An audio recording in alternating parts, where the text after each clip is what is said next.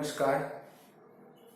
ભાગ 2 ની અંદર આપણે જોઈશું ધોરણ 10 વિજ્ઞાન પ્રકરણ 10 પ્રકાશનું પરાવર્તન અને વક્રીભવન.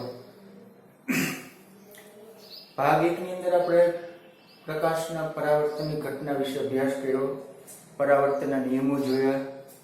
ત્યાર પછી આપણે પરાવર્તનની ઘટના સમજવા માટે ઉપયોગમાં આવતા ગોળીય અરીસાનો અભ્યાસ ભાગ 2 ની અંદર આપણે કરવાનો છે. તો ગોળીય અરીસા એટલે શું આપણે સમજીએ.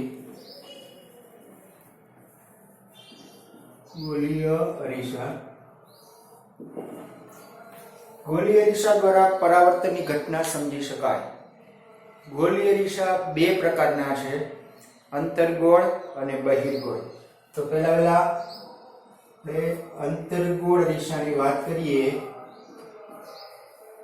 તો અંતર્ગોળ અરીસો એટલે શું, ત્યાર પછી જોઈશું બહિર્ગોળ અરીસો એટલે શું. તો અંતર્ગોળ અરીસો એટલે કે જે ગોળીય અરીસાની પરાવર્તક સપાટી અંદરની તરફ વક્રાકાર હોય તો તેને અંતર્ગોળ અરીસો કહેવાય.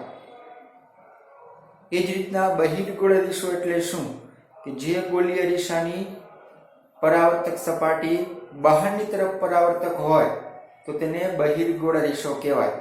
કે જેને આકૃતિ દ્વારા આપણે દોરવું હોય અંતર્ગોળ અરીસાને તો આપણે આ રીતના દોરી શકીએ.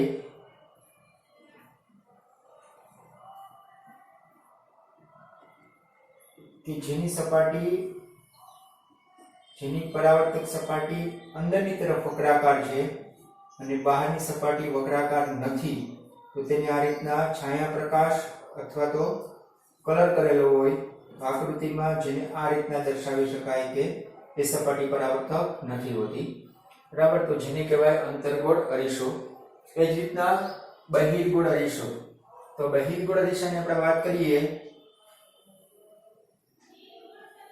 કે જે ગોળીય અરીસાની પરાવર્તક સપાટી બહારની તરફ વક્રાકાર હોય તો તેવા અરીસાને બહિર્ગોળ અરીસો કહેવાય. તો બીજો પ્રકાર છે બહિર્ગોળ અરીસો.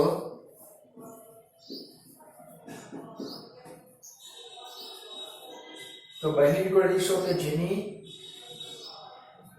પરાવર્તક સપાટી છે તે બહારની તરફ વક્રાકાર હોય, અંદરની તરફ વક્રાકાર હોતી નથી, તો તેને બહિર્ગોળ અરીસો કહેવામાં આવે છે.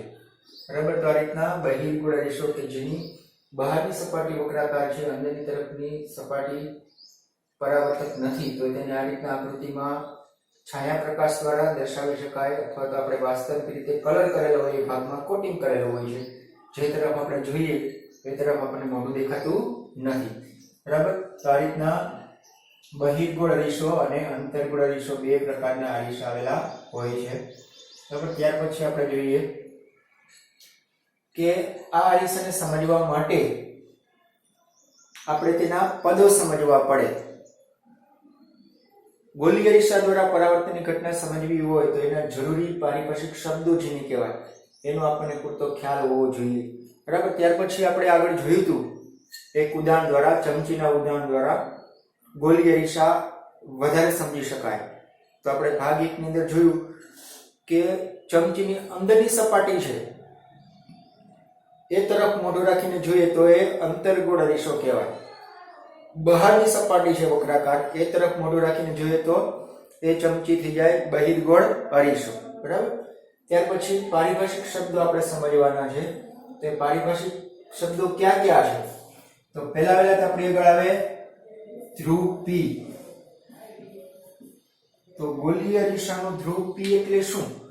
તો ગોળીય અરીસાનું ધ્રુવ P એટલે કે અરીસાની પરાવર્તક સપાટી છે એના મધ્ય બિંદુને ગોળીય અરીસાનું ધ્રુવ P કહેવામાં આવે છે. તો આ ધ્રુવ P અહીંયા આવેલું હોય અંતર્ગોળ અરીસા માટે, એ જ રીતના બહિર્ગોળ અરીસા માટે ધ્રુવ P અહીંયા આવેલું હોય. ટૂંકમાં પરાવર્તક સપાટીનું મધ્ય બિંદુ એટલે ધ્રુવ P. ત્યાર પછી આવે પારિભાષિક શબ્દો અથવા તો પદો જેને કહેવાય અરીસાના. વક્રતા કેન્દ્ર,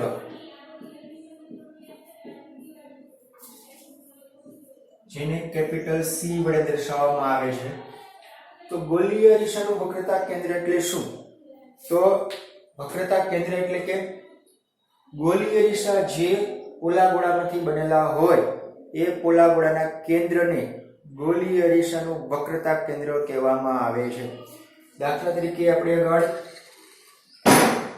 આ અરીસો આ પોલા ગોળામાંથી બનેલો છે એવી કલ્પના કરી લઈએ, બરાબર. તો એનું કેન્દ્ર આપણે આગળ આ છે, બરાબર. તો આ કેન્દ્રને આ ગોલીય અરીસાનું વક્રતા કેન્દ્ર કહેવાય. એ જ રીતના બહિર્ગોળ અરીસો માનો કે આ પોલા ગોળામાંથી બનેલો છે એવી કલ્પના કરીએ, તે પોલા ગોળાનું કેન્દ્ર એટલે આ બહિર્ગોળ અરીસાનું વક્રતા કેન્દ્ર કહેવામાં આવે છે, જેને કેપિટલ C વડે દર્શાવવામાં આવે છે, બરાબર. તો આ બંનેનું વક્રતા કેન્દ્ર છે કેપિટલ C. ત્યાર પછી આપણે આગળ આવે છે ત્રીજો પારિભાષિક શબ્દ છે મુખ્ય અક્ષ. મુખ્ય અક્ષ તો વક્રતા કેન્દ્ર અને ધ્રુવ P બિંદુમાંથી પસાર થતી કાલ્પનિક રેખાને તેનો મુખ્ય અક્ષ કહેવામાં આવે છે. એટલે કે વક્રતા કેન્દ્ર C અને ધ્રુવ P એમાંથી પસાર થતી કાલ્પનિક રેખા છે તેને મુખ્ય અક્ષ કહેવાય. તો આ ધ્રુવ P અને વક્રતા કેન્દ્ર C માંથી પસાર થતી કાલ્પનિક રેખા એટલે ધ્રુવ P અને વક્રતા કેન્દ્ર C માંથી પસાર થતી રેખા છે તેને મુખ્ય અક્ષ કહેવાય છે, બરાબર. તો CP અથવા PC રેખા એ મુખ્ય અક્ષ તરીકે વર્તે છે. ત્યાર પછી આપણે આગળ આવે છે વક્રતા ત્રિજ્યા. તો વક્રતા ત્રિજ્યા એટલે શું એ આપણે જોઈએ. વક્રતા ત્રિજ્યાને કેપિટલ R વડે દર્શાવાય.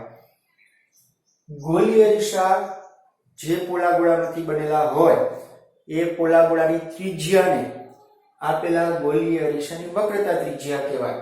દાખલા તરીકે આ પોલો ગોળો છે એની ત્રિજ્યા અહીંથી અહીંયા સુધીની છે, તો આપેલા અંતર્ગોળ અરીસાની અહીંથી અહીંયા સુધીનું જે અંતર થાય તેને તેની વક્રતા ત્રિજ્યા કહેવામાં આવે છે. એ જ રીતના અહીંયા પણ અહીંથી અહીંયા સુધીનું અંતર એટલે વક્રતા ત્રિજ્યા થાય, બરાબર. આ પોલા ગોળાની ત્રિજ્યા એ આ બહિર્ગોળ અરીસાની વક્રતા ત્રિજ્યા. એ જ રીતના પોલા ગોળાની ત્રિજ્યા એ આ અંતર્ગોળ અરીસાની વક્રતા ત્રિજ્યા કહેવામાં આવે છે, બરાબર. તો આ રીતના વક્રતા ત્રિજ્યા. ત્યાર પછી હવે આપણે આગળ મુખ્ય કેન્દ્ર. મુખ્ય કેન્દ્ર જેને કેપિટલ F વડે દર્શાવાય. તો મુખ્ય કેન્દ્ર F માટે આપણે એક પ્રવૃત્તિ દ્વારા સમજીએ કે અંતર્ગોળ અરીસો લઈ લઈએ, એમાં આપણે સૂર્યનું પ્રતિબિંબ મેળવીએ. આપણે સીધું ડાયરેક્ટ સૂર્ય સામે નથી જોવાનું, એનું પ્રતિબિંબ આપણે અરીસામાં જોવાનું છે અને એને કોઈ એક જગ્યાએ પડદા ઉપર ઝીલવાનું છે અથવા તો જમીન ઉપર એને ઝીલીએ, એનું પ્રતિબિંબ અરીસાને સૂર્યની નજીક દૂર આગળ પાછળ લઈ જઈએ અને આપણને બિંદુવત પ્રતિબિંબ મળે છે અરીસાનું જે જગ્યાએ કાગળ ઉપર, બરાબર. ત્યાં 2-3 મિનિટ આપણે રાખી દઈએ એમને, તો એ જે જગ્યાએ પ્રતિબિંબ મળે છે સૂર્યનું એ જગ્યાએ ધુમાડો નીકળશે અને ધીમે ધીમે 2-3 મિનિટ પછી સળગવા લાગશે અને ત્યાં કાણું પડી જાય. એટલે કે પરાવર્તન પામતા કિરણો જગ્યાએ કેન્દ્રિત થાય છે, બરાબર. તો આ રીતના મુખ્ય અક્ષને સમાંતર કિરણો વસ્તુ પરથી આવતા હોય છે. આ રીતના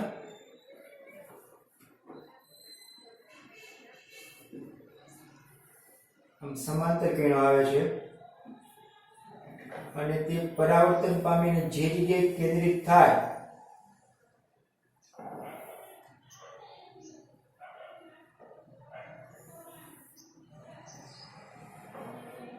આ જગ્યાએ કેન્દ્રિત થાય છે ત્યાં આપણને મળે છે મુખ્ય કેન્દ્ર F, બરાબર.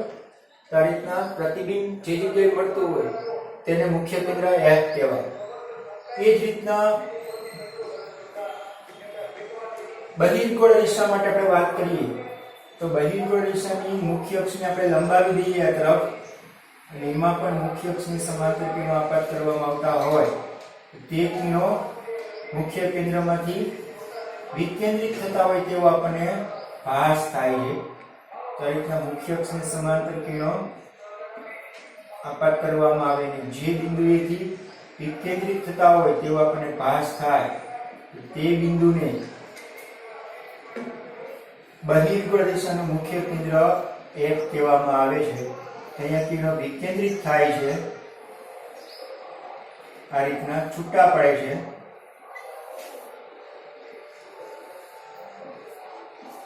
આવી રીતના તો આપણે જોયું મુખ્ય કેન્દ્ર. તો આ મુખ્ય કેન્દ્ર અહીંયા આપણને મળે છે બહિર્ગોળ દિશા માટે અને ગોળીય દિશા માટે. આ રીતના ફરી એક વખત જોઈ લઈએ કે ગોળીય દિશાની અંદર અંતર્ગોળ દિશાનું મુખ્ય કેન્દ્ર F એટલે શું? તો કે મુખ્ય અક્ષને સમાંતર કિરણો આપાત કરવામાં આવે ત્યારે તે કિરણો પરાવર્તન પામીને મુખ્ય અક્ષના જે બિંદુએ કેન્દ્રિત થાય તો તે બિંદુને અંતર્ગોળ દિશાનું મુખ્ય કેન્દ્ર F કહેવાય. એ જ રીતના બહિર્ગોળ દિશાની અંદર મુખ્ય અક્ષને સમાંતર કિરણો આપાત કરવામાં આવે તો ત્યારે મુખ્ય અક્ષના જે બિંદુએથી વિકેન્દ્રિત થતા હોય કિરણો તો તે બિંદુને બહિર્ગોળ દિશાનું મુખ્ય કેન્દ્ર F કહેવામાં આવે છે. અંતર્ગોળ દિશાનું મુખ્ય કેન્દ્ર F વાસ્તવિક હોય છે, જેને પડદા પર ઝીલી શકાય. બહિર્ગોળ દિશાનું મુખ્ય કેન્દ્ર F વાસ્તવિક હોતું નથી, આભાસી હોય છે, જેથી કરીને તેને પડદા પર ઝીલી ન શકાય. ત્યાર પછી આવે છઠ્ઠું પદ છે કેન્દ્ર લંબાઈ. કેન્દ્ર લંબાઈ જેને સ્મોલ f વડે દર્શાવવામાં આવે છે. તો કેન્દ્ર લંબાઈ એટલે શું? કેન્દ્ર લંબાઈ એટલે મુખ્ય કેન્દ્ર F અને ધ્રુવ P એ બે વચ્ચેના અંતરને કેન્દ્ર લંબાઈ કહેવામાં આવે છે. એ જ રીતના અહીંયા મુખ્ય કેન્દ્ર F અને ધ્રુવ P એ બે વચ્ચેનું જે અંતર છે એ કેન્દ્ર લંબાઈ થશે બહિર્ગોળ દિશા અને અંતર્ગોળ દિશા માટે. બરાબર? અહીંયા ત્યાર પછી દર્પણ મુખ, સાતમું છે દર્પણ મુખ. તો દર્પણ મુખ એટલે શું? તો દર્પણ મુખ એટલે કે જે અરીસાની પરાવર્તક સપાટી છે એ વિસ્તારને દર્પણ મુખ કહેવાય. એટલે કે અંતર્ગોળ દિશાની જે પરાવર્તક સપાટી છે એટલા ભાગને એનું દર્પણ મુખ કહેવાય. એ જ રીતના બહિર્ગોળ દિશો છે એની આ પરાવર્તક સપાટી છે એટલા ભાગને એનું દર્પણ મુખ કહેવાય. દર્પણ મુખને m ડેશ વડે દર્શાવાય અથવા તો n ડેશ વડે દર્શાવાય. તો આપણે દર્શાવીએ m ડેશ. તો દર્પણ મુખ છે m ડેશ. હવે ત્યાર પછી આપણે જોઈ લઈએ કેન્દ્ર લંબાઈ અને વક્રતા ત્રિજ્યા વચ્ચેનો સંબંધ શું છે? તો કેન્દ્ર વક્રતા ત્રિજ્યા બરાબર 2f થાય. એટલે કે કેન્દ્ર લંબાઈનું બમણું. બે કેન્દ્ર લંબાઈ ભેગી કરીએ ત્યારે વક્રતા ત્રિજ્યા જેટલું અંતર થાય. એટલે કે અહીંથી અહીંયા સુધીનું અંતર અને અહીંથી અહીંયા સુધીનું અંતર સરખું હોય. આ અંતર સ્મોલ f જેટલું તો આ અંતર પણ સ્મોલ f જેટલું જ હોય. એ જ રીતના અંતર સ્મોલ f જેટલું તો આ અંતર પણ સ્મોલ f જેટલું એટલે કે કેન્દ્ર લંબાઈ જેટલું જ હોય. એટલે કે f વત્તા f એટલે 2f બરાબર r. બરાબર? ત્યાર પછી એમ કહી શકીએ કે C વક્રતા કેન્દ્ર C અને ધ્રુવ P એ બે વચ્ચેનું મધ્ય બિંદુ એ મુખ્ય કેન્દ્ર થાય. બરાબર? તો આ એનું મધ્ય બિંદુ મુખ્ય કેન્દ્ર આપણે કહી શકીએ. બરાબર છે? ત્યાર પછી હવે આપણે આગળ સમજવાનું છે પારિભાષિક શબ્દ સમજ્યા પછી કે અરીસાની સામે કોઈ વસ્તુને મૂકવામાં આવે છે ત્યારે અરીસા દ્વારા આપણને પ્રતિબિંબ મળે. તો આ પ્રતિબિંબ વાસ્તવિક રીતે અરીસામાં આપણે જોઈ શકીએ છીએ, પણ આકૃતિની અંદર આપણે દોરવું હોય રેખાકૃતિ દ્વારા તો કઈ રીતના આપણે દોરીશું એ આપણે સમજવાનું છે, જેને કિરણાકૃતિ અથવા તો રેખાકૃતિ કહી શકાય. તો એના માટે આપણે બે કિરણો દોરીને સમજી શકાય. આપણને ખ્યાલ છે કે કોઈ અરીસો હોય એની સામે કોઈ વસ્તુને રાખવામાં આવે છે ત્યારે એ વસ્તુ પરથી અસંખ્ય કિરણો અરીસા પર પડતા હોય અને આ બધા જ કિરણો પરાવર્તન પામીને કોઈ એક બિંદુએ કેન્દ્રિત થતા હોય. તો આવા અસંખ્ય કિરણો આકૃતિની અંદર દોરવા શક્ય નથી અને દોરવા જઈએ તો ગૂંચવાડો થાય. જેથી કરીને આપણે એવા ચાર કિરણો સમજી લઈએ અને ચારમાંથી રેખાકૃતિની અંદર શક્ય હોય એવા કોઈ પણ બે કિરણો દોરી શકાય. તો આપણે જેને સમજીએ.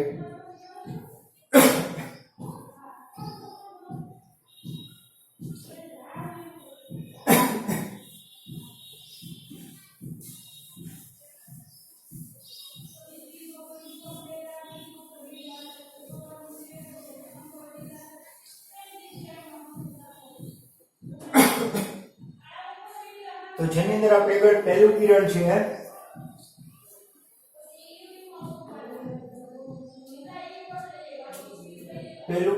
આપણે અંતર્ગોળ દિશા માટે દોરીએ તો અંતર્ગોળ દિશાના પદો આપણે સમજી ગયા કે જે આ પરાવર્તક સપાટી નથી એ ભાગ, આ મુખ્ય અક્ષ, ધ્રુવી બિંદુ, મુખ્ય કેન્દ્ર અને વક્રતા કેન્દ્ર C.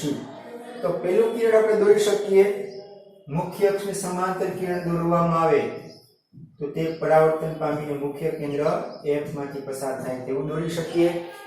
બીજું કિરણ ત્યાર પછી બહિર્ગોળ દિશા માટે જો આવું કિરણ દોરીએ તો કઈ રીતના થશે? તો બહિર્ગોળ દિશાની અંદર આપણને ખ્યાલ છે બહારની સપાટી પરાવર્તક હોય તો એમાં આ મુખ્ય અક્ષ, આ ધ્રુવી બિંદુ,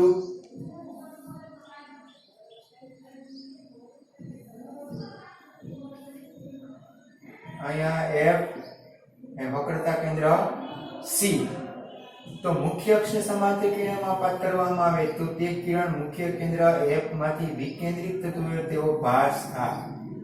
બરાબર, મુખ્ય કેન્દ્ર F અહીંયા આભાસી છે એટલા માટે મુખ્ય કેન્દ્ર F માંથી વિકેન્દ્રિત થતું હોય તેવો આપણને ભાસ થાય. તો આ કિરણ બંને દિશામાં આ રીતના દોરી શકાય. ત્યાર પછી બીજું કિરણ અંતર્ગોળ દિશાની અંદર આપણે કઈ રીતના દોરી શકીએ એ આપણે જોઈએ. આ છાયા પ્રકાશ વાળો કલર વાળો ભાગ છે.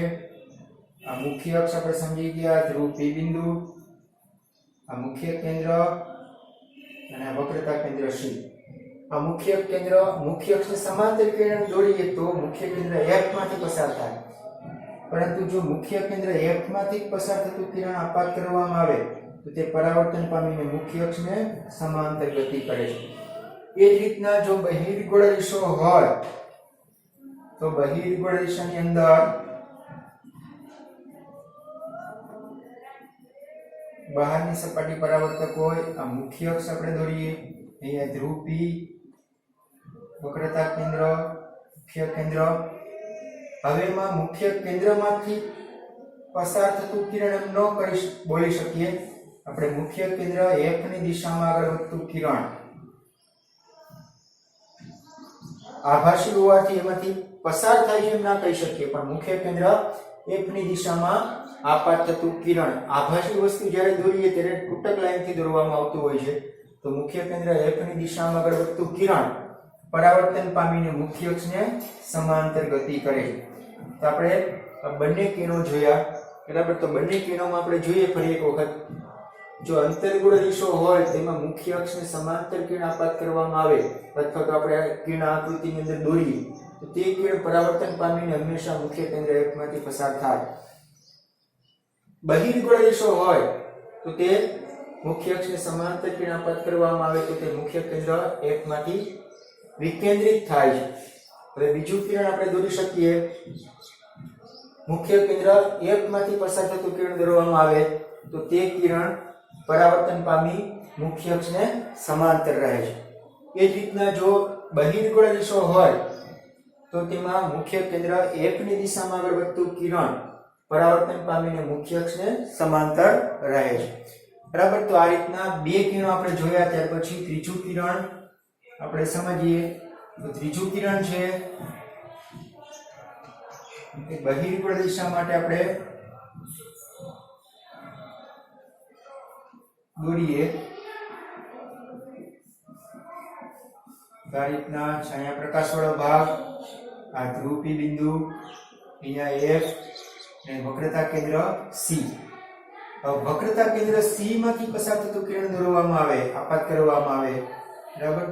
આ રીતના એના એ જ માર્ગે પાછું પરાવર્તિત થાય છે. વક્રતા કેન્દ્ર C માંથી પસાર થતું કિરણ આપણે આપાત કરીએ તો પરાવર્તનના નિયમ અનુસાર એના એ જ માર્ગે પરાવર્તિત થાય છે, કારણ કે અહીંયા 90 નો ખૂણો બનાવે છે. 90 નો ખૂણો બનાવતું કિરણ આપાત કરવામાં આવે તો એના એ જ માર્ગે પાછું પરાવર્તિત થાય છે.